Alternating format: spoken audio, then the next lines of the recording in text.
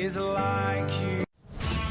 To build the power of marriage, to strengthen families, to transform parenting. As we renew the family dynamic, we transform the world. Family life is messy, but a vocation and a path to holiness. This season, Shalom World brings the original series, Family Season 3, with Messy Family Project. Welcome to the Messy Family Podcast. I'm Mike Hernan. And I'm Alicia Hernan. We've put together this series with Shalom World. Family Season 3, Guide to Parenthood. We were not experts. We're not theologians. We're not counselors. We're just parents. Join us on this incredible adventure, starting from May 12th, every Friday at 9:30 p.m.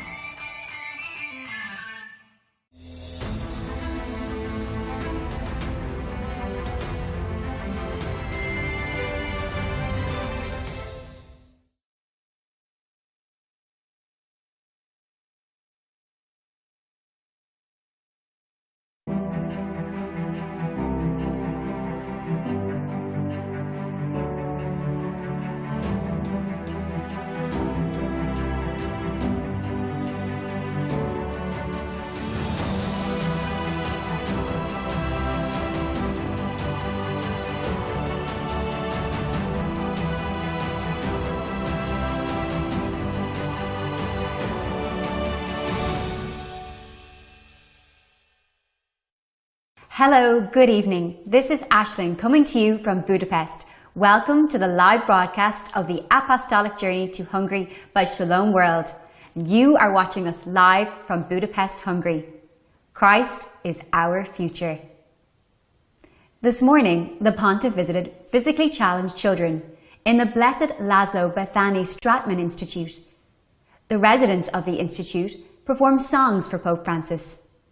Next, the Holy Father went to the St. Elizabeth of Hungary Church and met with 600 members of the Roma community and refugees from Africa, Afghanistan, Pakistan, Iran and the Middle East. The Pope expressed gratitude to the Church in Hungary for its commitment to charity and for caring for so many refugees. The Pontiff also met with the Greek Catholic community at the Protection of the Mother of God Church. Let's have a look back at this morning's highlights.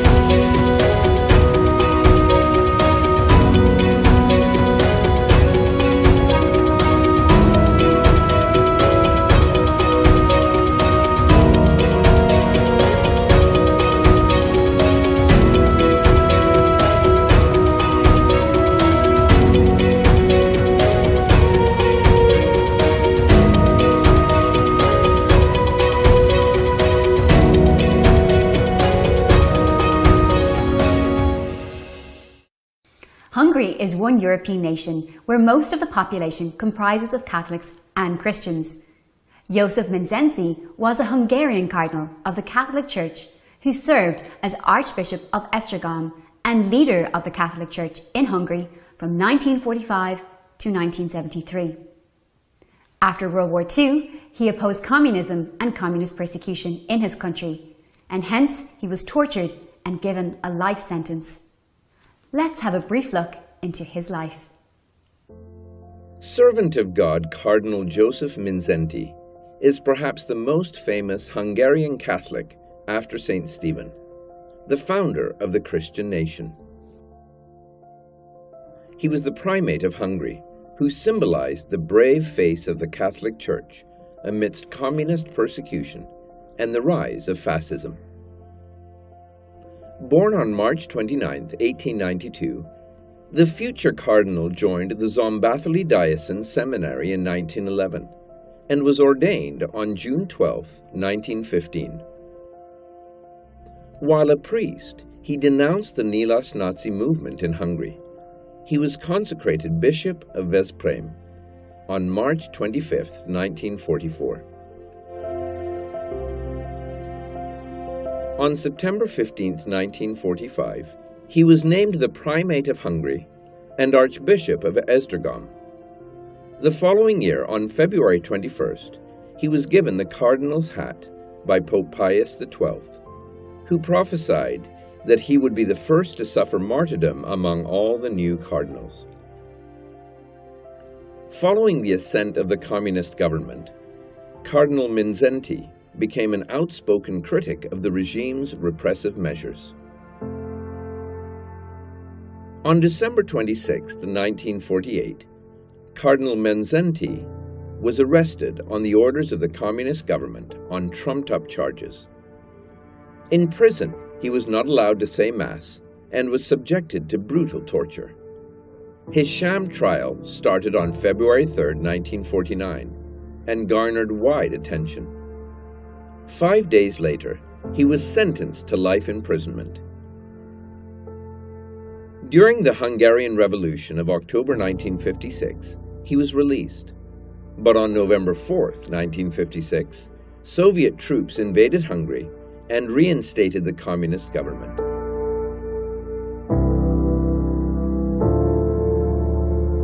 By then, Cardinal Mindszenty had sought refuge in the American embassy in Budapest. It became his home for the next 15 years, as he would be arrested the moment he stepped out. Reapproachment between the Holy See and Hungary resulted in the Cardinal being allowed to leave the country in September 1971. Cardinal Mindszenty remained in the Austrian capital of Vienna until his demise on May 6, 1975, at the age of 83. In 1991, after the fall of communism, his remains were brought back to his beloved country.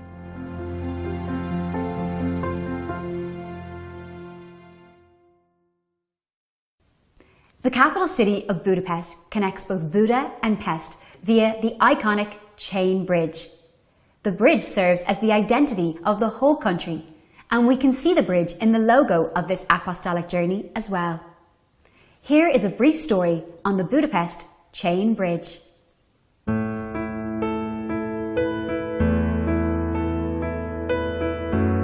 The Chain Bridge in Budapest is an iconic structure that connects Buda and Pest. Completed in 1849, it was the first prominent bridge over the Danube River.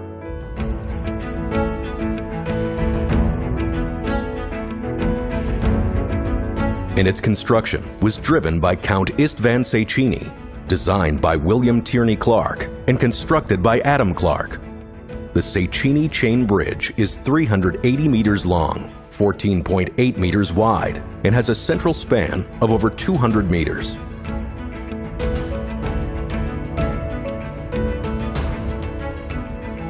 The bridge played a vital role in the unification and development of Budapest, and it became a symbol of Hungary's modern identity and its connection to the East and West. During World War II, the bridge was destroyed but was rebuilt and reopened to the public in 1949. It stands as a magnificent monument and a symbol of great patriotic pride for all Hungarians.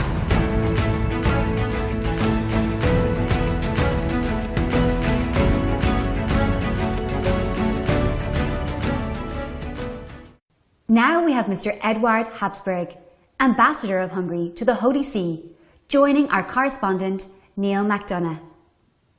So, Edward van Habsburg, I know that you're a very busy man, so thank you so much for this interview. Absolutely, always for Shalom TV. Thank you. And this morning, Edward, Pope Francis received such a warm welcome, and maybe it shows how much the people here in Hungary were awaiting his arrival. So, what do you hope will be the impacts of this apostolic visit? We are in the very rare situation that we have had 2 visits of Pope Francis now in a very short time. And the first time Francis was here in 2021, he came for the Eucharistic Congress. And what we saw was that this visit of Pope Francis and the Congress really impacted faith life in Hungary. It was like we got a jump start. And we only had Pope Francis for 7 hours then, so we expect him to do miracles if he's here for 3 days. And you're right, the reception this morning was incredibly warm and welcoming. The Pope seemed very, very happy to be here. And when I met him at the airplane and I shook his hand, I made a joke with him. I always make a joke with him. Yes. I gave him a dictionary of Hungarian, and I said to him, "Start learning Hungarian now. Don't wait for heaven," because his running gag with me is always, "Which language will we speak in heaven?" Hungarian, because you need an eternity to learn it. And what was his response? Well, he said, "I will begin now, but I will have to finish in heaven because you need an eternity to learn it." Very good. He received it well anyways. Yes. And so, Edward, at a time right now in society and the way in which the world has gone, there seems to be a very aggressive secularism. But at the same time, here in Hungary, you seem to be very, very strong in holding on to your Christian identity. Can you just maybe share a little bit about that? Well, first of all, we are a country that is Christian since 1,000 years, a nation that is Christian since 1,000 years. The central image of this Christian faith, of course, is King Stephen, who 1,000 years ago received the crown from the Pope and immediately gave it to Our Lady to marry and to say she's the Queen of Hungary, which is a beautiful gesture. And since then, we're a Christian nation, always with Rome. But of course, we feel the winds of time too. Secularism is spreading everywhere in Europe, also in Hungary. I think it helps that we have a government and a political leadership that have all been raised in Christian faith, which is a miracle because we had over 40 years of communism here. And that Christianity emerged from that time intact is a miracle. You will find in Budapest, in Hungary, a country where Christian faith, the churches, church leaders, Christian symbols are visible, and nobody is afraid of a cross or a crucifix here in Hungary. And we have the Christian faith in our constitution, in our anthem. Hungary is a Christian country. But again, we are very much aware of the difficulties of this time. And our church has to wake up like every church. And that's why we hope that the visit of Pope Francis is going to give us a very strong new jolt. Right. A kickstart, as you say. Yes. And just in your own opinion as well, Edward, what do you think it will take to try and renew the faith in Europe or even worldwide? I think that it's not that difficult. The means are the same that were always there for the church over the last 2,000 years. Live the sacraments, strive for personal sanctity, try to develop a relationship with God, and then try to get as many other people as possible on board. And all of that is grace. God is looking at us, and God will give us the means. In this moment, He sends us the Pope to remind us of our faith. But as I said, it's very easy. You don't need great projects. You don't need 5-year plans. You just need to turn around towards God and change your life. And I think this will happen. And one very important part of it is really family. I think the place where you learn about God and where you receive the strength to withstand the cold winds of secularism today is the family. And I would add a family with many children. I myself was blessed. My wife and me, we have 6 children. And thank God all of them have learned the faith and live the faith. But our government in Hungary is strongly encouraging families to have more than 1.5 children because this is the place where children learn all the virtues for a good democracy, but also faith. So the answer is faith and family, and Hungary stands for faith and family. Yeah, and as we know that the family is the cornerstone of society, what sort of incentives have been put in by the Hungarian government in trying to promote family life? You know, that's something that I say very often when people ask me about our family policies. It's a very conscious decision. In order to make incentives, also financial incentives, you need to take that money away from somewhere else. A government must be really decided upon this topic. And we are, since more than 10 years, we have been offering, well, you said it, financial incentives, For instance, after your third child, you barely pay any income tax. After 4 children, no woman ever pays taxes again. There are loans that you can get of, for instance, 30,000 euro. And after the first child, you only pay back 2/3, and after the third child, you don't pay it back. And there is loans that the state will help you to buy a bigger car. There are loans for building houses, and there is financial incentives for grandparents who want to look after the children of their children so the parents can work. So Hungary is not just trying to force one idea of family, which is everybody stays at home, but we want to leave the open decision to anybody. But it's not enough to offer financial incentives. Why do you feel there's an indifference in other parts of the world towards this topic in particular? Well, in Europe, Christians don't feel persecuted. They are the majority. They can live their faith. Nobody will disturb them. Many of them also live their faith perhaps in a very secular way in the meanwhile, so they can't even imagine that there are places where your income is destroyed, where you lose your job, where you're a citizen second class if you're a Christian. The reality is, however, that Christians for the last 2,000 years were always persecuted. Edward, and just in relation to young people, it's very difficult to be young today with the ideologies that are out there, the materialism, and the idea that these things like power, fame, honor can bring happiness. What would you have to say to a young person trying to live their faith but growing up in a very secular environment? First of all, you are heroes if you try to live your faith in today's world. It was so much easier when we were young. And the central element that changes everything, of course, is the phone, is the internet. You are in a constant stream of entertainment that drowns you. What I would say to every young person in the world is switch off your phone as much as possible. It's very frightening not to have anything to type around on. It's very frightening not to have ready-made entertainment at your hand. But just to stand at a train station or a tube station and not look on your phone, but look around at the people. And just to have more than 10 minutes without constant bombardment of entertainment will allow you to think about your life, about your future, about the girl you're in love with, about your faith. Where would you squeeze in prayer to God if your phone is never switched off? So you just think about it. For the last 10, 20,000 years, nothing like our phones existed. People were never always entertained. There were long stretches where they could and had to think. We don't have that anymore nowadays.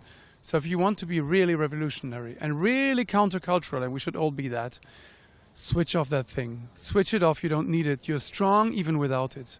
That's my central. And then, of course, people always ask if you could travel back to your 16-year-old self and just say 3 words or something like that. I would say stick with God. It's really the best thing you can do. All the rest comes and goes. God remains. No, that's beautiful, Edward. And it's advice I need to hear myself, to disconnect with technology and then connect more with God. Edward van Hasburg, this has been wonderful. Thank you so much for your time. Thank you very much for the good questions. Very encouraging. God bless you.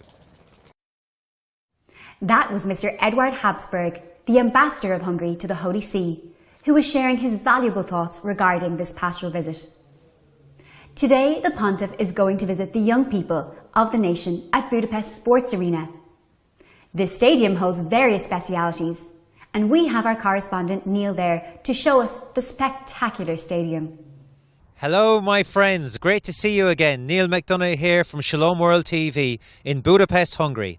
And I am standing outside of the sports arena in the middle of Budapest. This arena here will be filled with thousands of young people to welcome and pray with the Holy Father, Pope Francis. So let's go and meet some of the people involved.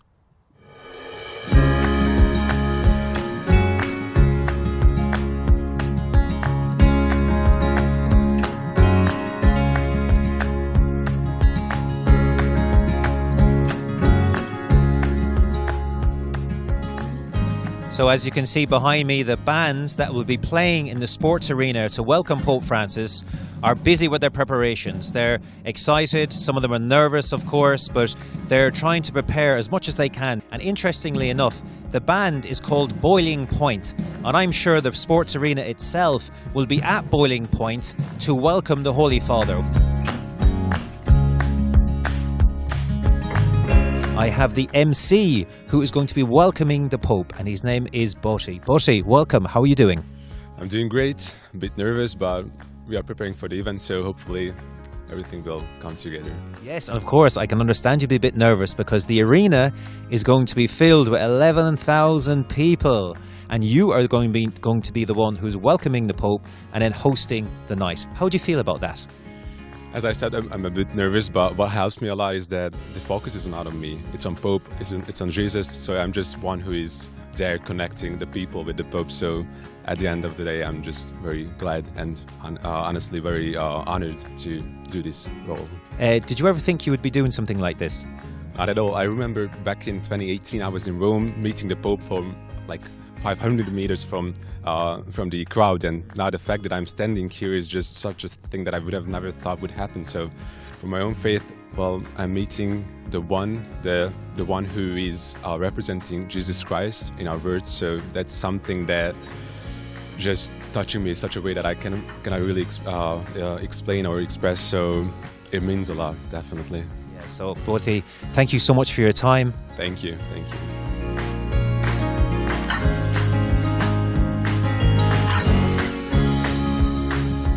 The visit of the Holy Father will strengthen and renew the faith of the young people and remind them in this ever-changing and secular world that they are not alone and that Jesus Christ is their hope. Neil McDonough, Shalom World, Budapest Sports Centre. Now we have Dr. Fadri Cornell, Director of the Hungarian Pastoral Institution, who is the coordinator of today's youth meeting with us now. Your Excellency, a very warm welcome to the show, and thank you so much for joining us, given your busy schedule. You're welcome. What do the youth expect from the apostolic visit? I think the youth love very much the Pope, because we are preparing ourselves for the next World Youth Day in Lisbon. There will be several hundred Hungarian young people, and that the Pope is coming to us. I see the enthusiasm about from the young people, because behind me there is the arena, and it will be fulfilled by them. There will be more than 11,000 young people, and it's overbooked. So I think the young people is waiting very much the Pope to receive hope and encouragement from the Pope. And could you tell us about the challenges faced by the youth in Hungary, in particular, and in Europe in general? I think the biggest challenge is the secularism. You have to know that in Hungary, during 40 years, during the occupation, during the communism, there was no religion, no religion education. So there are two generations without religion education. So the young people, most of them, are in the families without education for the faith, for the religion. So they are discovering now what is the aim of the life, what is after the death. So it's very difficult to concentrate to the most important, that our home is in the heaven. And how will the visit of the Pope benefit young men and women in the faith? It's a privilege for us that we will welcome the Pope for the second time in 2 years. And it is a sign that the Pope has confidence in the Hungarian people. And I think he's always encouraging us. And I hope that in his message we will receive strength and hope for the future.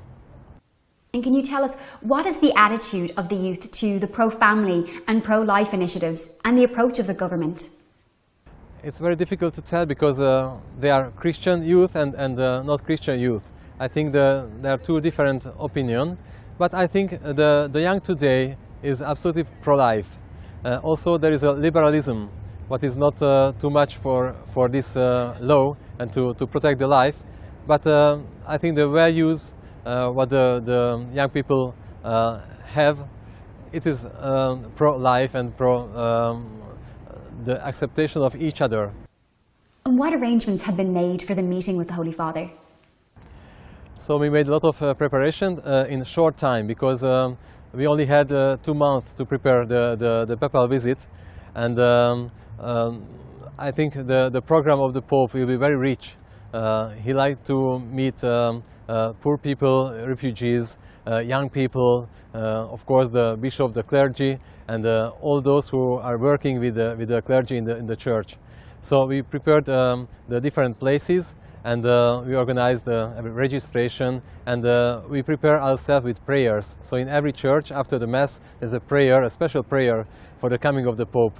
And we pray that this visit give us thanks and hope for the future. And can you tell us?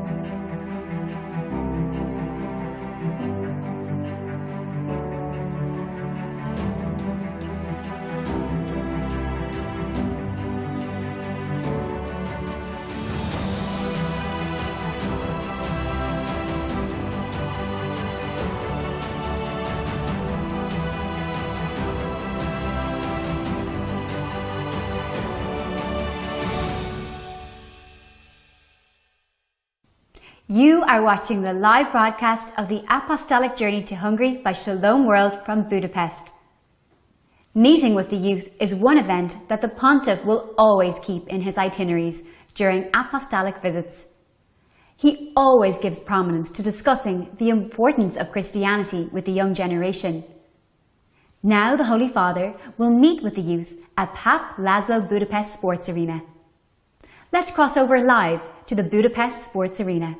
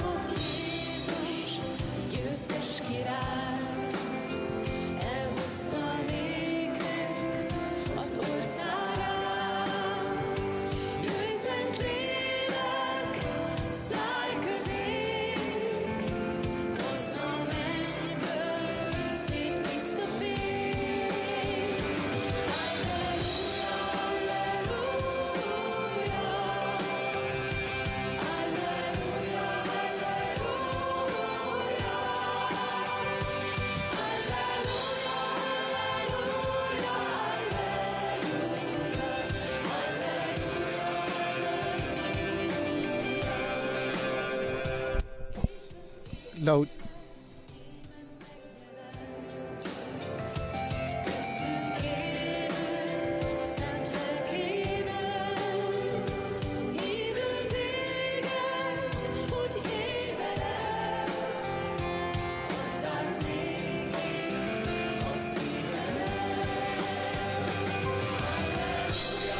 Laudetur Jesus Christus.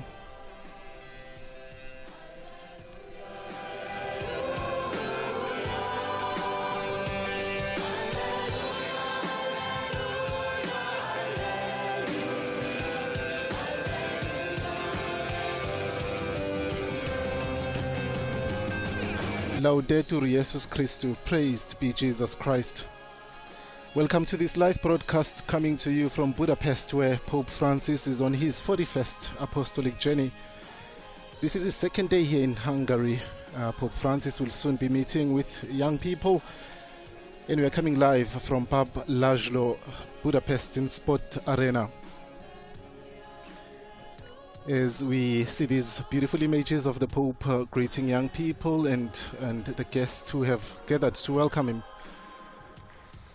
We are told that there is about 11,000 young people who have gathered in this sports arena. My name is Bonga Majola. It is my great joy and pleasure to be providing English translation and commentary for you during this event, and thank you for joining us.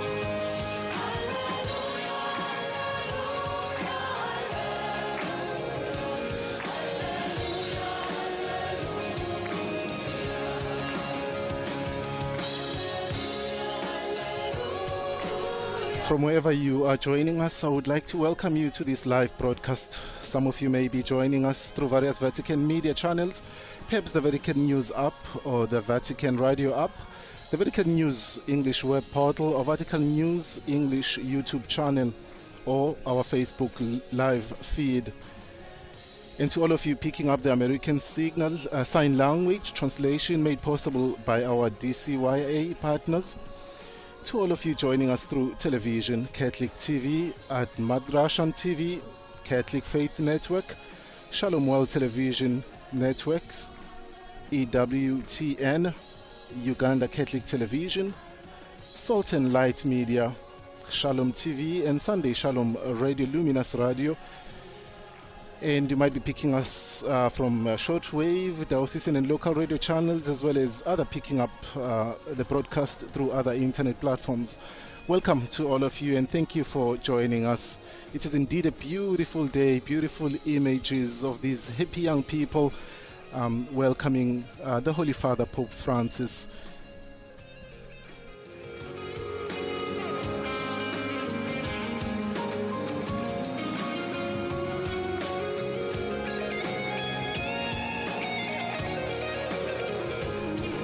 And we can see the Holy Father being wheeled onto the stage. And we welcome him. And as you will know, Pope Francis arrived yesterday morning at Budapest International Airport, where he was officially welcomed by the Deputy Prime Minister of Hungary, Zsolt Samien. He went immediately to the palace, where he paid his customary courtesy visit to the President of the Republic. And this was followed by a meeting with Prime Minister Viktor Orban and a meeting with government and civil leaders and members of the diplomatic corps. And that's the Holy Father.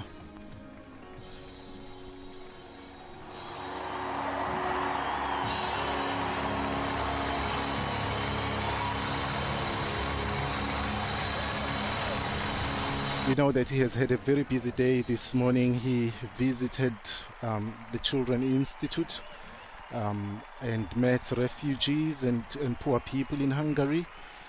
And then this afternoon, he's got this meeting with young people where we'll hear some testimonies, and then the Holy Father will address the young people.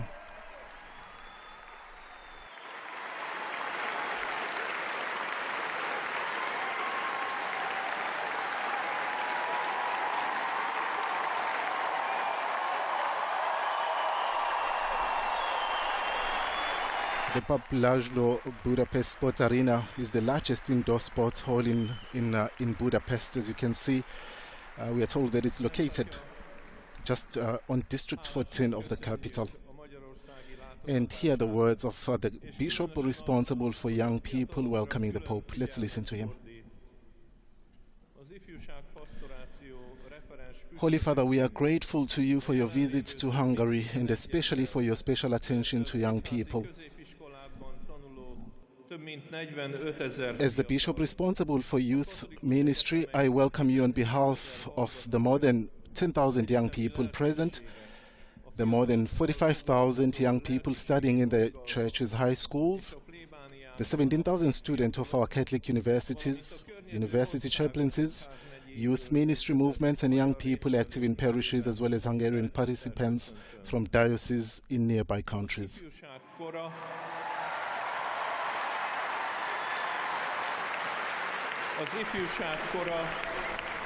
The age of youth is a time of great questions. What is the meaning of life? What is my path in life? How will I be happy? Why is there suffering, death? Is there really eternal life, etc.? But youth is also a time of great answers. It is not up to us adults to give them the answers, but we must help them find them. That is why it is important to accompany them, to live our faith authentically and to pass it on in this way, showing that it is not just a doctrine, but an encounter and a relationship with the living and risen Jesus, from whom we can learn to live.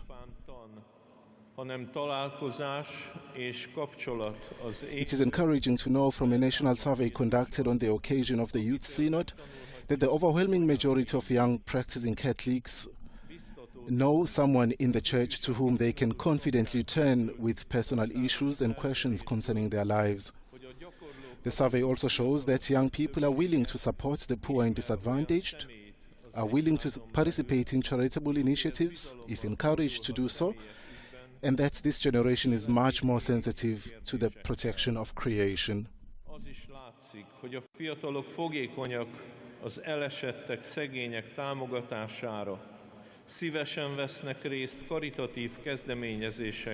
And as we prepare for World Youth Day in Lisbon, we look up to Mary, our Heavenly Mother, whom we also venerate as the Lady of the Hungarians. And we ask her intercession and help so that we too may be ready to go quickly and do good.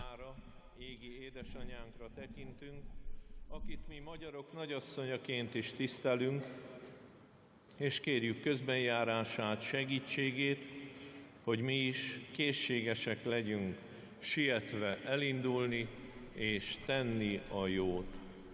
Szent Atya, Holy Father, thank you for being with us, for helping us to find the answers with Jesus.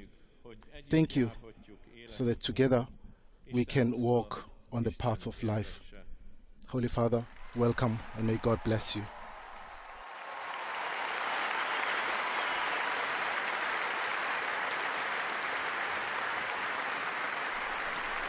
And those were the warm words of welcome from Bishop Ferenc Blanki, who is responsible for youth ministry in Hungary.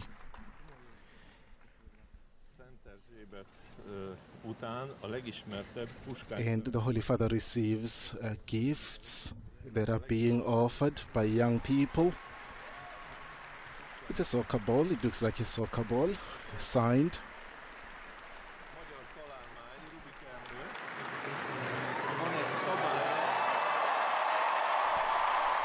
And of course the Pope will have some time to relax with these gifts, and he will make good use of them.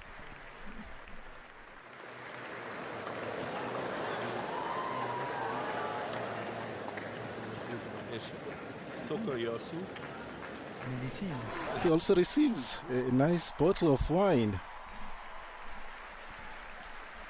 I'm sure he will enjoy a bottle of wine, and he will take time to play with the Rubik's Cube whenever he's relaxing this evening.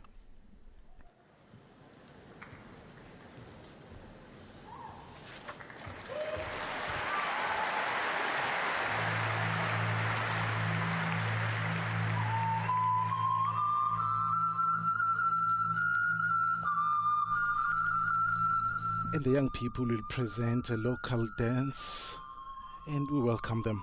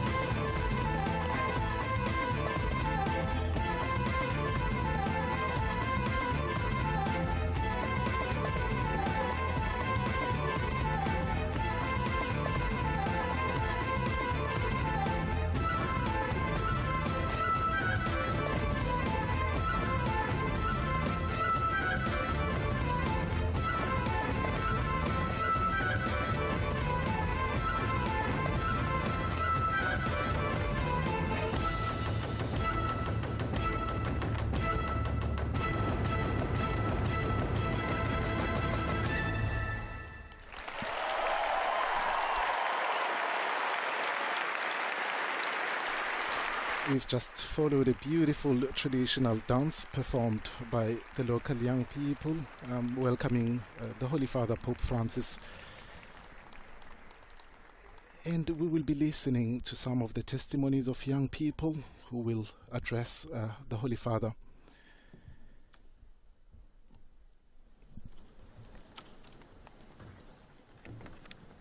Let us listen to Bertan Krabot, a student, high school student, 15 years old. Egy katolikus családban vagyok, a legidősebb fiútestvér, és a Szegedi Piarista Gimnáziumban töltöm napjaimat. Dear Holy Father, dear young people, I'm Bertrand Krabot, to my friends, Berzi. Van egy nehézségem. I'm from a Catholic family and I am the oldest son in my family. And I spend my days at the high school of Zsegeszkolops. Nem egyszer fog el bénító akadalom, akár csak most, amikor a Szent Atya előtt teszek tanúságot a hitemről. Tanúságot, hogy Isten és Jézus nem valami távoli mesekönyv szereplői, nem szuperhősök egy képregényben. I have a difficulty, so I feel uncomfortable at that school. I think it shows I am quite anxious. I often get very distressed about unnecessary things. Often I'm assailed by paralyzing anxiety, like now, testifying to my faith before the Holy Father, witnessing that God and Jesus are not character from some distant storybook, no superheroes from a comic book, but infinitely more than that. In the past, this whole religious thing was far from me. I was simply not interested. In fact, I wanted to live without faith and religious things. I didn't want to go to Mass. I found it useless going to confession, saying, what am I apologizing for? I did not understand what the rather abstract and complicated Sunday preaching of the priest and God sitting in heaven had to do with my rather concrete daily problems. The saints are all up there. They won. They have completed the game, and I haven't. Then, when for the 625th time I was faced with the problems of adolescence, one Friday night I attended my first altar boys meeting. I was amazed to finding that although there was a lot of laughter and fun, it did not mean that anyone was even for a moment unserious about God, salvation and the importance of our service. Then the rest came by itself over the years. First communion, scouting, and most recently confirmation, which has been most important moment of my life so far. Sikerült hosszú évek, hullámvölgyektől sem mentes, kitartó, apró döntéseivel eljutnom oda, hogy tanúsíthatom. My story is not one of revelations, but of persevering growth. It is by relying on these cohesive communities, moving from one experience to another, that I was finally able to find the faith. Hogy Jézus nem csak a zsenikért és az olimpikonokért halt meg a kereszten, hanem mindenkiért. Mert minden embert, köztük engem is, végtelenül szeret. I managed through long years, made up of small tenacious decisions, not without ups and downs, to reach the point where I can testify that God exists and is with me not only on Friday afternoon, but also on Monday morning. That Jesus died on the cross not only for me, not only for the geniuses and Olympic winners, but because he infinitely loves all people, myself included, and because everyone's life has purpose and meaning. Szent Atya, Csóka Dóra vagyok, egy Baranya megyei... And now we listen to the testimony of Dora, a 17-year-old, also a high school student. Holy Father, my name is Dora Soka. I live with my family in a small town in the province of Baranya. I grew up in an environment of just values, but my parents and I were indifferent to religion, to God Himself. I attended catechetical classes, made my first communion, and then started secondary studies at a Catholic high school, but I did not feel God's presence at all. As I grew older, I realized more and more that there was something missing from my soul. I had friends, my parents provided the right conditions, I lived in a seemingly ideal world. This period was marked by a deep spiritual crisis. I never felt truly happy, and although the expression had become cliché, I could not find my place in life.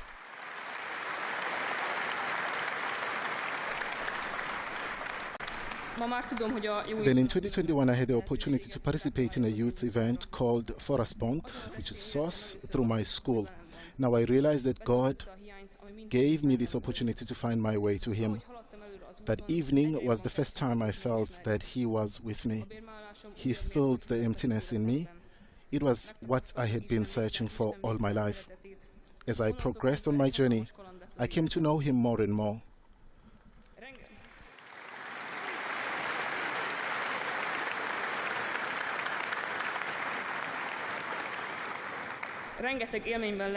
Confirmation became another milestone in my life of faith. I experienced God's infinite love, and from then on, my life became a great adventure. I had many experiences. I was able to participate in different religious events. I became part of a beautiful community and made precious friendships. I also found my vocation thanks to God, and I trust that with His help, as a teacher, I can accompany the children on their journey towards Him. Every day I face many difficulties because of my adolescence, but now I know that there is someone who is there for me. In whatever obstacles I face, I have someone to turn to for help.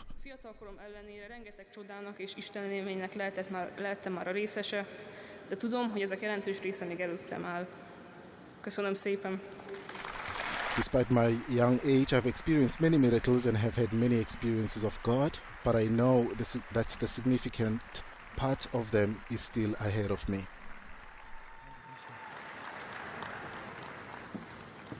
Santo Padre, kedves Szent Atya. And we listen to another testimony of a young Greek, testimony of a young youth, Todor. He's a student from a Jesuit high school, and he's 17 years old. Holy Father, I am Todor, a student of the Jesuit high school in Miskolc. I come from Transcarpathia, grew up in a Hungarian family. I'm the son of a Greek Catholic priest. The mater figure of my homeland is long-suffering Greek Catholic bishop, Blessed Theodore Romja, in whose honor I bear my name. This legacy has often made me reflect on my faith. What is my vocation to my generation? Does my profession of faith have any value? Is there anyone who listens to me?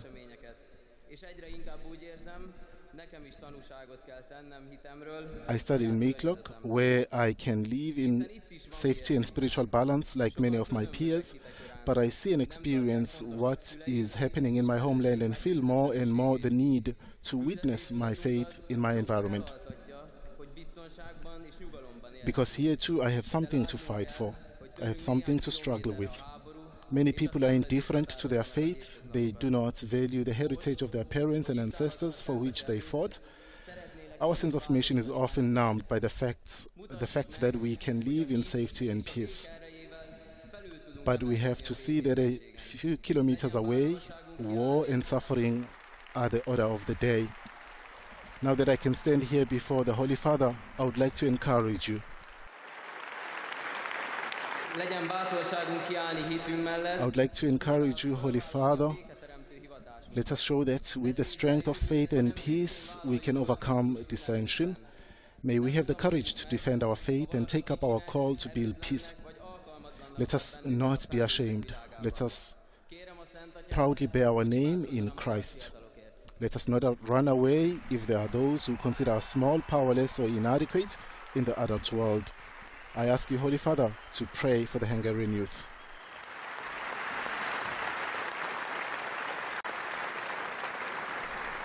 And that was the testimony of Todor.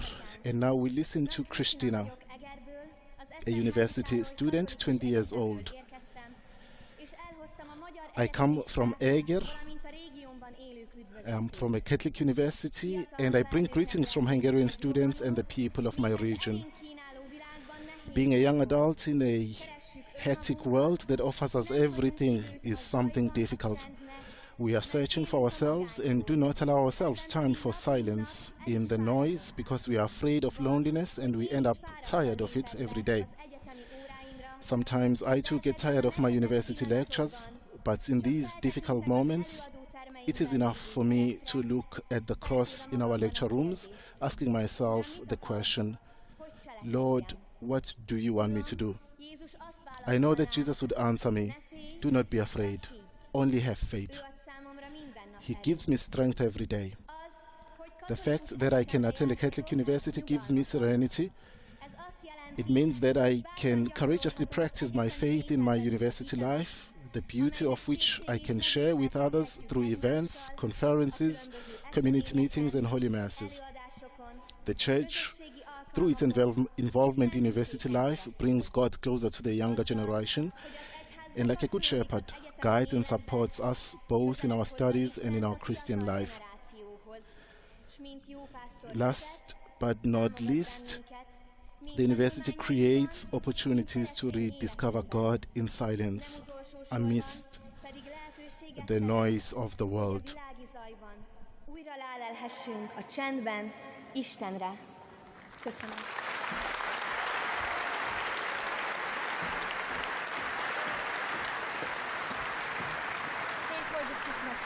And those are the three testimonies of these young people to the Holy Father, and the Holy Father will address them in return. We take a moment and we listen to music as we prepare ourselves to listen to the Holy Father.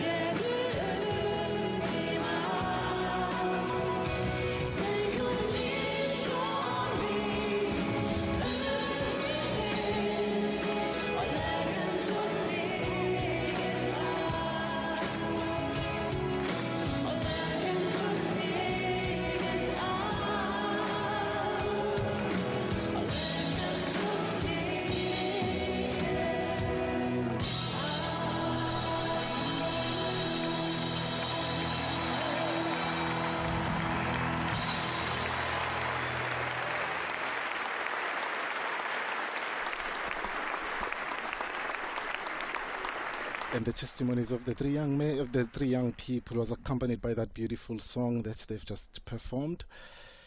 And we will now listen to the Holy Father as he addresses the young people in Budapest.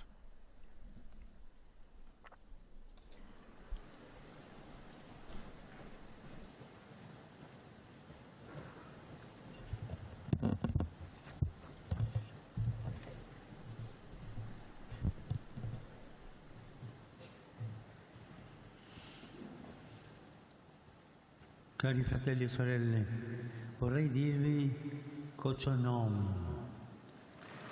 Grazie. Dear brothers and sisters, I would like to say Shalom. Thank you. Thank you for your dance, your song, and your courageous testimonies. I thank each of you for being here today.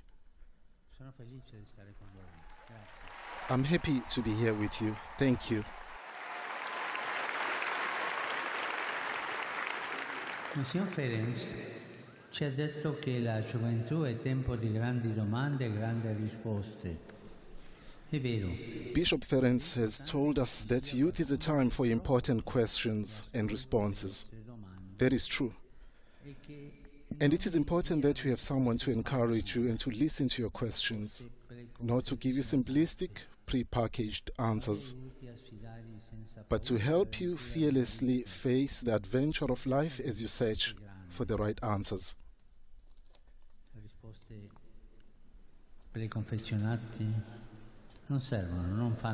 The pre-packaged answers don't help us and they don't make us happy.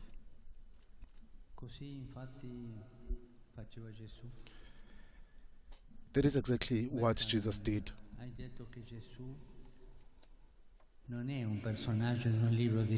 Bartalan, you said that Jesus is not a storybook character or the superhero of a comic book. And that is true. He is God in the flesh, the living God who draws near to us. Jesus is a friend, the best of friends. He is a brother, the best of brothers. And he is very good at asking questions. We read in the Gospel that he is the teacher, always asks questions before he responds. I think of the time he found himself faced with a woman caught in adultery, at whom all were pointing their fingers. Jesus speaks, and her accusers depart. He's left alone with her, and he gently asks her, "Woman, where are they? Has no one condemned you?" She answers, "No one, Lord." Now, here we meet a God who doesn't condemn us. We have to get this in your heads. God always forgives. Always. Dio perdona sempre. God always forgives. How do we say this in Hungarian? Please tell them. Tell them. Isten mindig meg...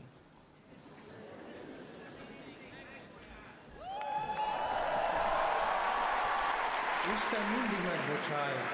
Ezt ne felejtsétek el soha. Come si dice? How do we say it? Please say it again.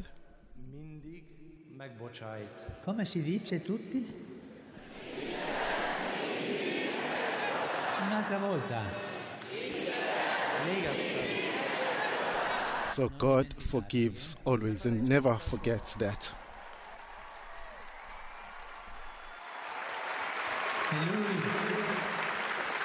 È pronto a rialzarci ad ogni nostra caduta. Con lui perciò God always forgives. He's always there to lift us up whenever we fall. With him at our side, we should never be afraid to move ahead with our lives. We can also think of Mary Magdalene, who on Easter morning was the first to see the risen Jesus. As she stood weeping by the empty tomb, Jesus came and asked her, "Woman, why are you weeping? Whom are you looking for?" Hearing this question, Mary Magdalene opened her heart, unburdened her grief, and revealed the deepest desires of her heart. Due di loro, indirizzati da Giovanni Battista, li vanno indietro. We can look too at Jesus' first encounter with those who were to become his disciples. Two of them, sent to him by John the Baptist, begin to follow Jesus. Jesus, the Lord, asked them a single question. I will ask you a question.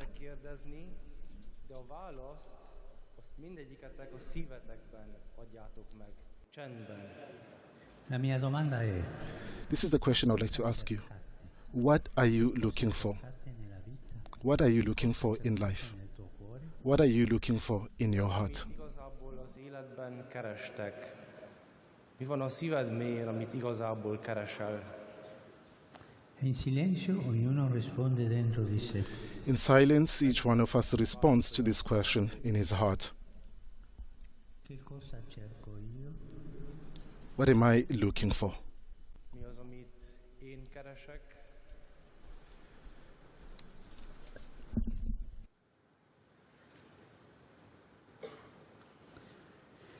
E Gesù non fa tanta predica, no, fa strada. Jesus does not give them an address. He's not just preaching, but he opens the path. He walks with them. He does not preach at them, but walks with them. He does not want his disciples to be like school children who mere repeat lessons learned, but young people who are free and press ahead, fellow travelers of a God who listens to their needs and is attentive to their dreams. Dopo parecchio tempo, 2 giovani discepoli scivolano malatamente.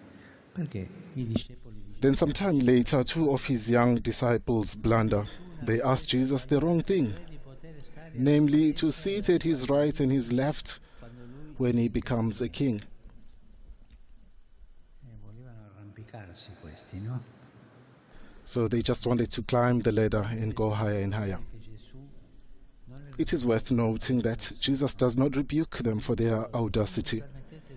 He does not say, "How dare you?" Gesù non abbatte I loro sogni, non abbatte, ma li corregge sul modo di realizzarsi. Accetta il loro desiderio di arrivare in alto, è buono quello, ma insiste su una cosa. Jesus does not shatter their ambitions, but corrects them about the right way to achieve them. He accepts their desire for greatness, but he insists on one thing that we too must always remember. It is not by stepping upon others that we become great, but by stooping to help them. I want to repeat this. Please repeat this in your own language. Come ci corregge? Ci ricorda che non si diventa grandi scavalcando gli altri. Jesus reminds us that we don't become great by stepping on others. We do not achieve greatness at the expense of others, but rather by serving them.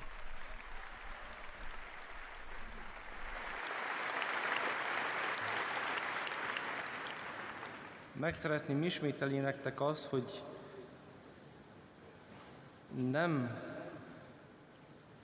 hogy merészelitek, még csak ne is álmodjatok ilyenről, mert Jézus nem rombolja le álmaitokat.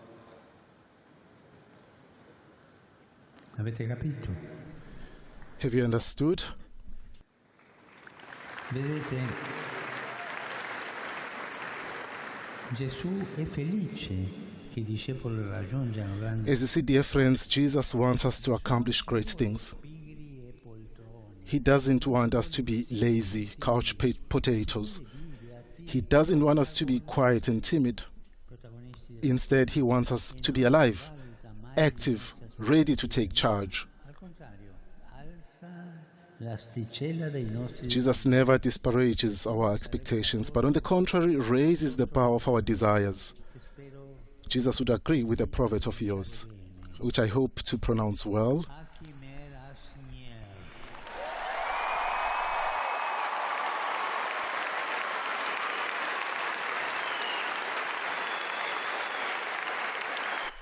And the proverb he has pronounced in Hungarian, which means those who dare win the prize. Potete domandarmi come si fa a vincere nella vita, essere vincitori nella vita. You can ask me, what do we do to win in life? How do we do to succeed in life? But how do we win in life? Just as in sports, there are 2 basic steps. First, aim high, then train. Aim high. Let's start with that. Do you have a talent? Of course you do. Don't put it aside thinking that the bare minimum is enough to bring happiness. A degree, a job to earn money, to have fun? No. Put your talents to good use. Do you have a good quality? Invest in it. Don't be afraid. Do you feel in your heart that you have the possibility of helping others? Do you sense how good it is to love the Lord? You have a large family to help those in need? Don't think that these are unattainable desires. Rather, invest in the great goals of life. Invest in the great goals of life.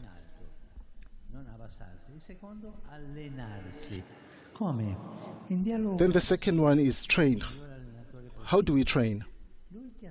Through dialogue with Jesus, who is the best of coaches. He listens to us, encourages us, believes in you, and is able to bring out the best in you. He constantly invites you to be a team player, never alone, but with others, in the church, in the community. Now, this is very important. If you want to grow in life and succeed, you must be part of the team. Akkor menj egyszerűen előre, és mindig csapatjátékos legyél. Soha ne egyedül, mindig másokkal együtt. E facendo squadra nella comunità, vivendo esperienze comuni. So Jesus invites us to be part of the team in the community. Sharing your experiences with others. I think, for example, of the experiences of the World Youth Days. So we'll take this opportunity to invite you to the next one, to be held in Portugal, in Lisbon, at the beginning of August. Nowadays, there is a great temptation to be satisfied with a cell phone and a few friends. Even if many people are willing to settle for that, or even if you are too, it is not good or healthy. But I invite you not to be always on dialogue with the cell phone. Open yourself up.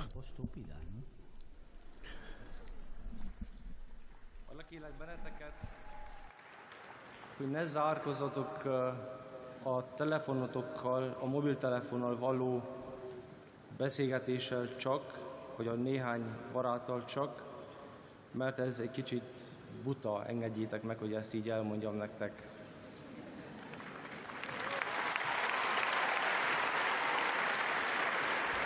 C'è poi un elemento importante per allenarsi. E tu, Cristina? There is one important element of training that you, Christina, reminded us of when you said that nowadays, amid all our racing around, so much hustle and bustle, there is something essential that young people and adults as well are lacking. You said, we don't make time for silence in the midst of this racket because we are afraid of loneliness. As a result, every day we end up feeling tired. You said this, Christina. Thank you for this.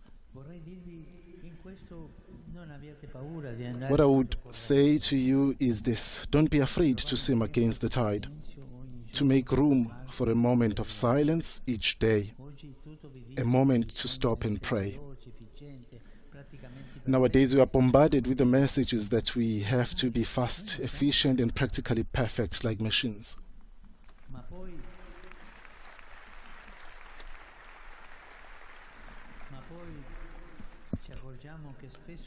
Then we often find that we run out of gas and are at a loss for what to do. We have to learn how to stop and fill our tanks, to recharge our batteries.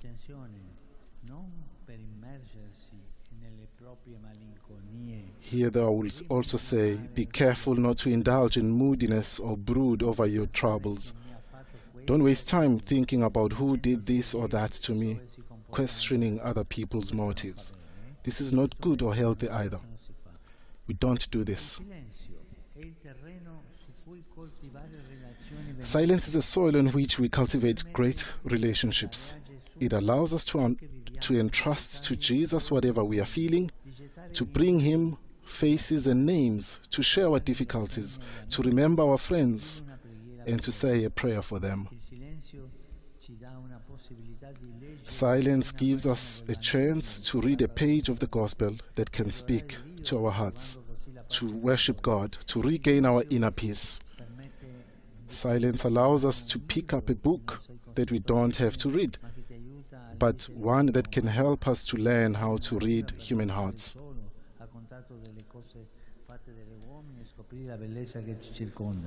Silence enables us to observe nature so that we are not just in contact with appliances and devices, but discover the natural beauty that is all around us. Silence is not for sitting glued to your cell phone or to social media. No, please, life is real. not visual. It does not take place on screen, but in the world.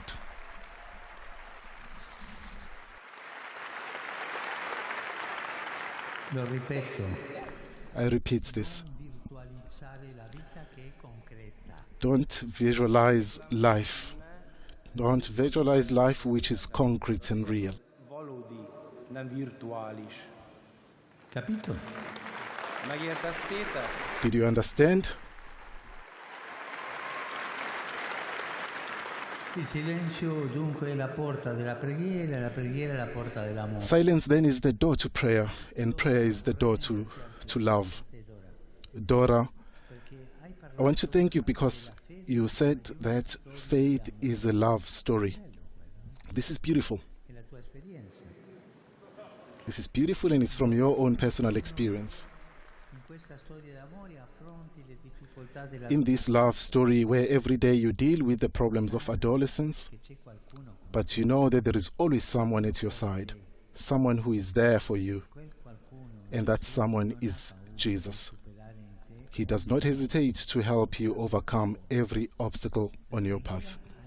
Aiuta a fare questo, perché dialogo con Gesù come sì, come la messa è in Prayer helps you in this because prayer is dialogue with Jesus, just as Mass is an encounter with Him, and confession is the embrace is an embrace you receive from Him.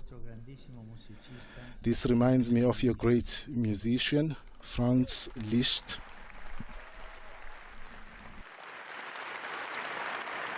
Durante la pulitura del suo pianoforte furono During the restoration of his piano, a few beads from his rosary were found. The rosary had broken and those beads had fallen into the instrument. This makes us realize that before a composition or performance, perhaps even after a moment of enjoyment and of the piano, it was usual for him to pray. He spoke to the Lord and Our Lady about what he loved, and he brought his art and talents to prayer. Praying is not boring. Repeat this, please. We are the ones who make prayer boring, but prayer is not boring.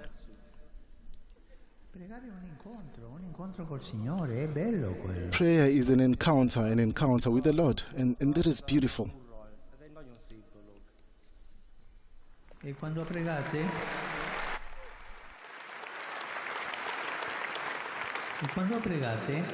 Non abbiate paura di portare a Gesù. When you pray, don't be afraid to bring to Jesus everything that is going on in your heart, your emotions and fears, your problems and expectations, your memories and hopes, everything, even your sins.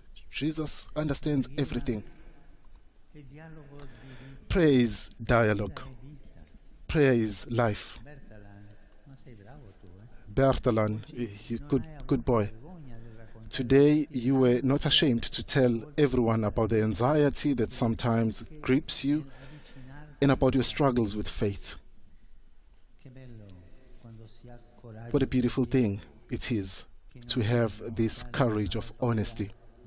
Instead of having to act as if you are never afraid, you can freely share your vulnerability with the Lord and with others, without hiding or disguising anything, without wearing a mask. Thank you, Bertan, for this beautiful witness. Il Signore, come racconta ogni pagina del Vangelo, non fa grandi cose con persone straordinarie, no? On every page of the Gospel tells us that the Lord does not do great things with exceptional people, but with ordinary people. Those who count on their own abilities and are anxious always to look good before others, keep God away from their hearts. Jesus, by his questions and by his love, together with his Spirit, acts deep within us to make us real, authentic people. And there is a great need for authentic people. And today we have a great need of such real and authentic people. Vi dico una cosa. Sai qual è il pericolo oggi? Di essere persona finta. You know, I'll tell you one thing. You know what's the danger today is to be a fake person. The world is in need of true people with a heart. Sose legyetek hamisak, ne legyetek hamis személyek, hanem mindig igazi személyek, igaz emberek. Padre, io mi vergogno perché la mia realtà non è buona.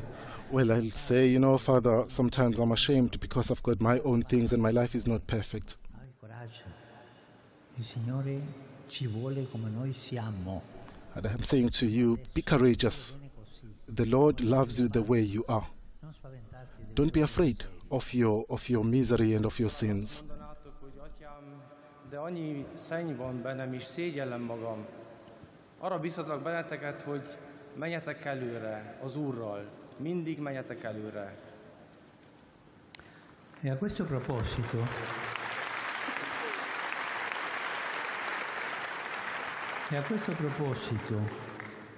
ci ha colpito quando hai detto tu. I think we were all struck by what you said, Theodore, starting with your name, which honors Blessed Theodore, a great confessor of the faith who inspires us not to live by half measures.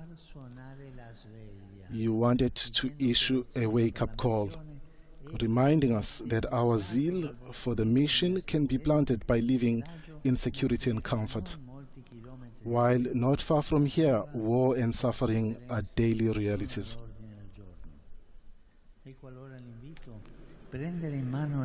This is the real challenge, to take control of our lives in order to help our world to live in peace. Each one of us should ask the uncomfortable question: what am I doing for others?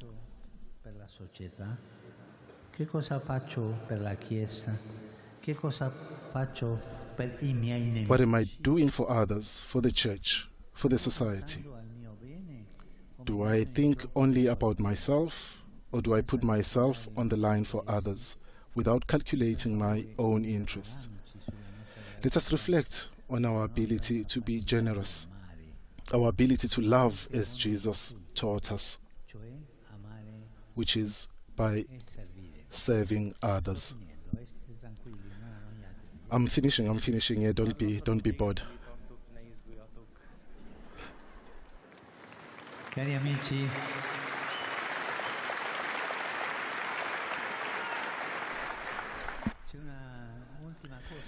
dear friends, there is one last thing I would like to share with you. It is a page of the Gospel which sums up everything we have said. A year and a half ago, I was here for the Eucharistic Congress. In the 6th chapter of John's Gospel, there is a beautiful Eucharistic passage with a young person at the center. He was part of the crowd listening to Jesus and had planned ahead. He brought his lunch with him. Jesus feels compassion for the crowd and wants to feed them.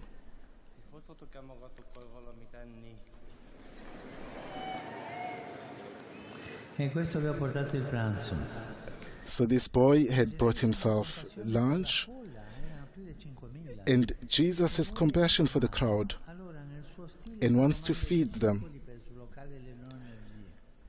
So again, in his typical way, he asks the disciples questions to get them to act. He asks one of them, "How could we feed the crowd?" and gets a bookkeeper's response. 6 months' wages would not buy enough bread for each of them to get a little.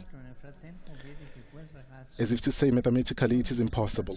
Another disciple, meanwhile, sees the young person and makes an equally pessimistic comment.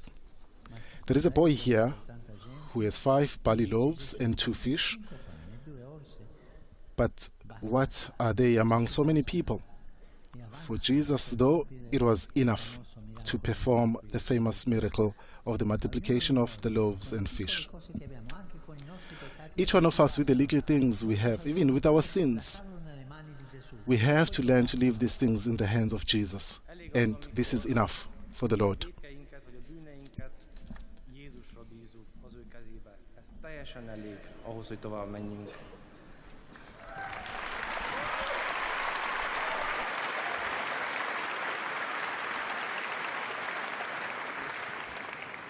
Però il Vangelo non racconta un particolare che lascia. However, there is one detail the Gospel does not tell us, but leaves it to our imagination. How did the disciples persuade that young man to give everything he had?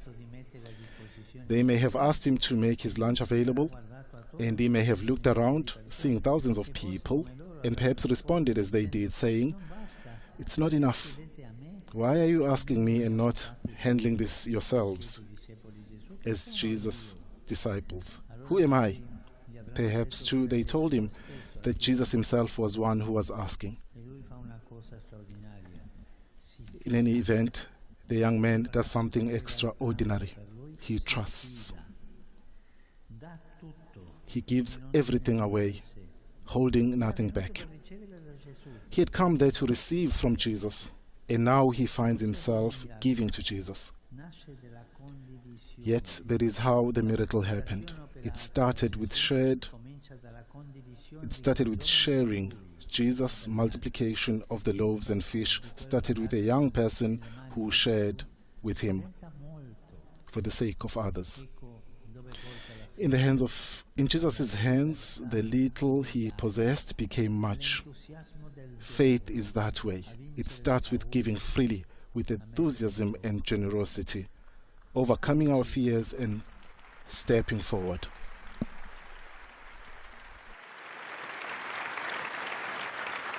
E finisco con questo.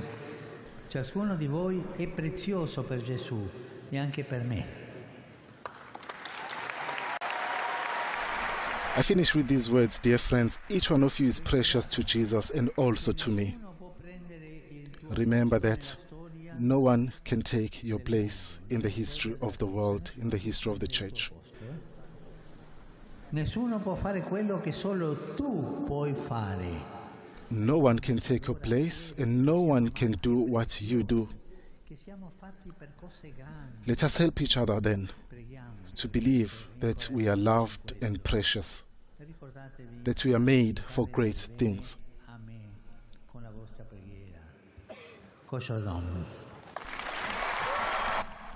Let us pray for this and encourage one another in this. I ask you to help me by your prayers. Shalom. Thank you.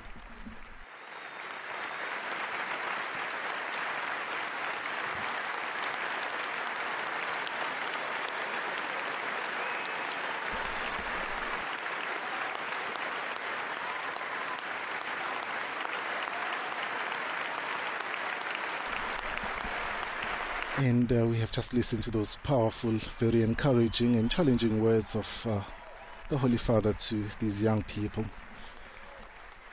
Full of fire. It's beautiful.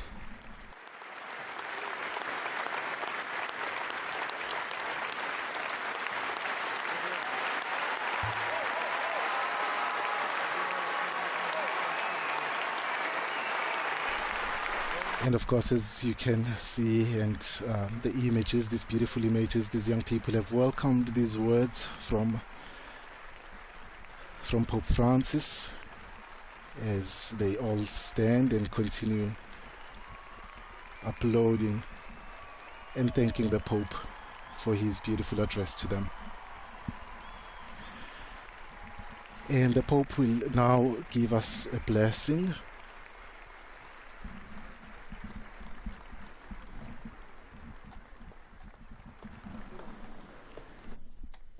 We will begin by praying the Lord's Prayer.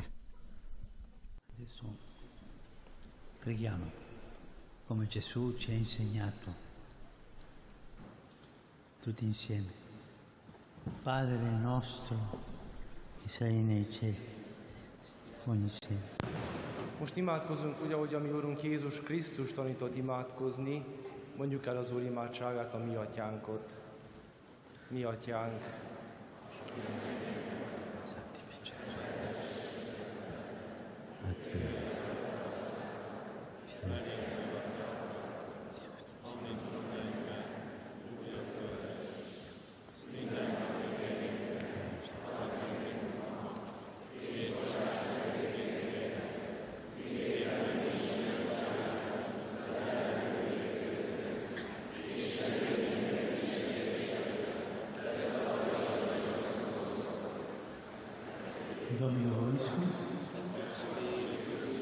Sin nomen Domini benedictum, aiutorium nostrum in nomine Domini.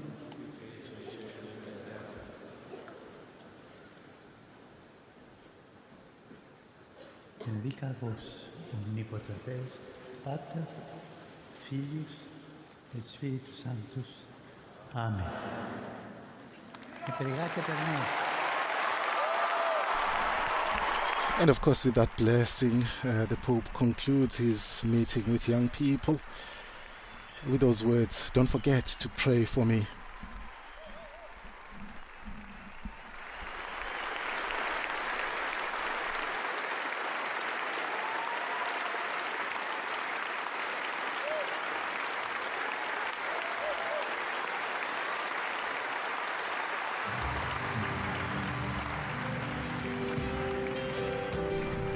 And of course, this sporting venue, Papp Laszlo, a venue for sporting and cultural events, as we've been told. It's also for conferences and exhibitions, as well as special entertainment programs.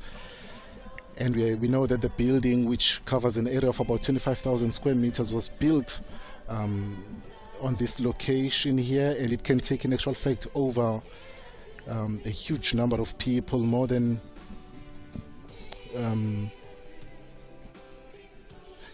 didn't remember the now. It can take a lot of people. 12,500 spectators can fit in this hall, and we have about 11,000 young people who joined the Holy Father today.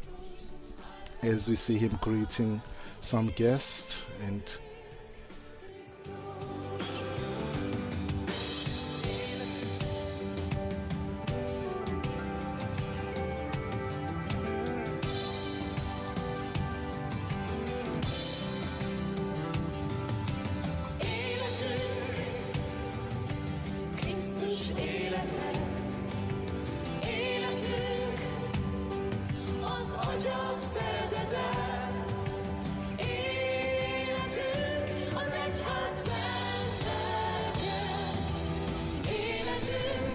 And with these images, the Pope leaves, as we see the Pope leaving now, the Sportaréna, going back to the nunciate where he's staying.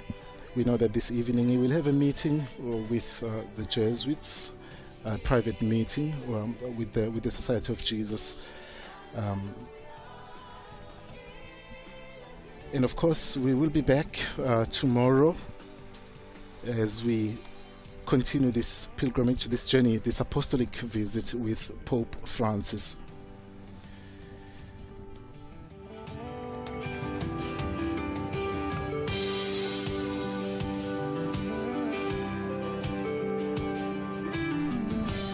I invite you to visit the Vatican News web portal, Facebook, Instagram, YouTube, and Twitter accounts, where you will always find coverage of the Pope's event during his apostolic journey to Hungary, as well as coverage of Vatican and world news.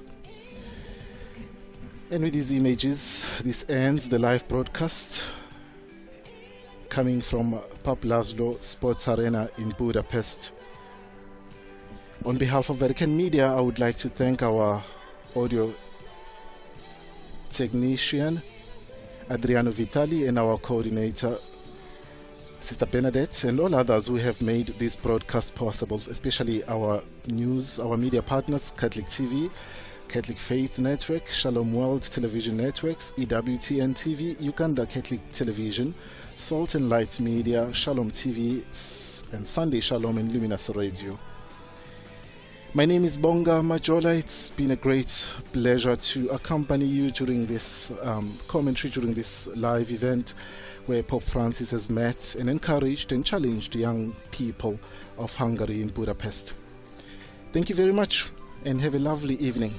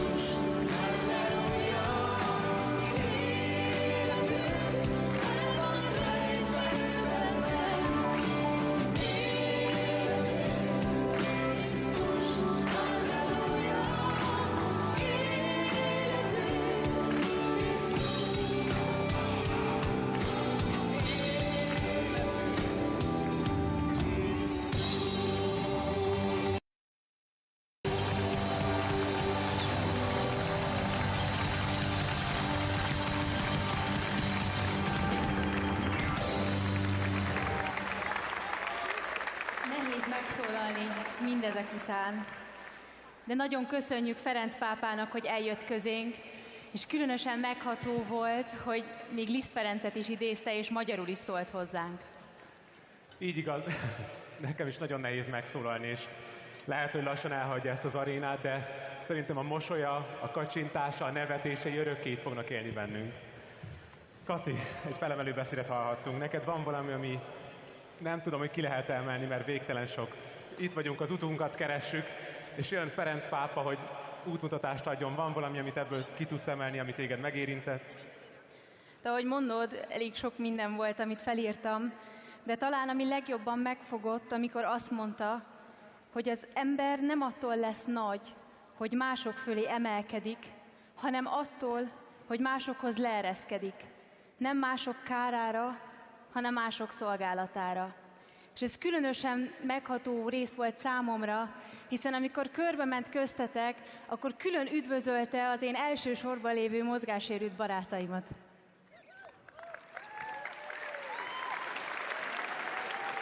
Boti, egyébként neked mi volt a legfontosabb üzenet? Nekem nagyon... Welcome back.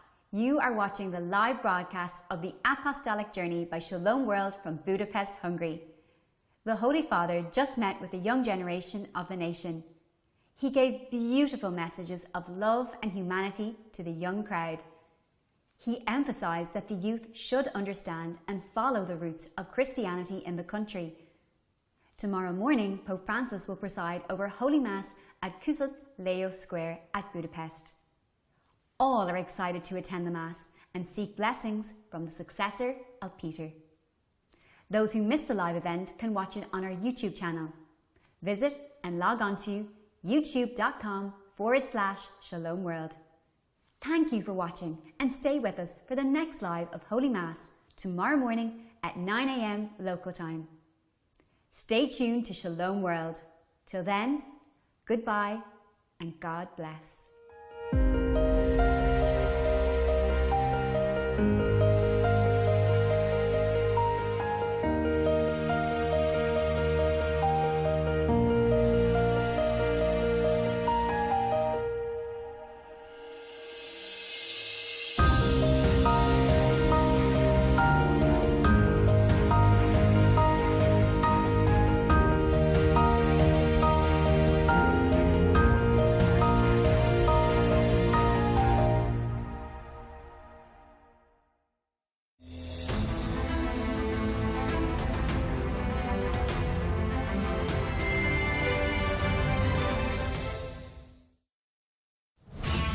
To build the power of marriage, to strengthen families.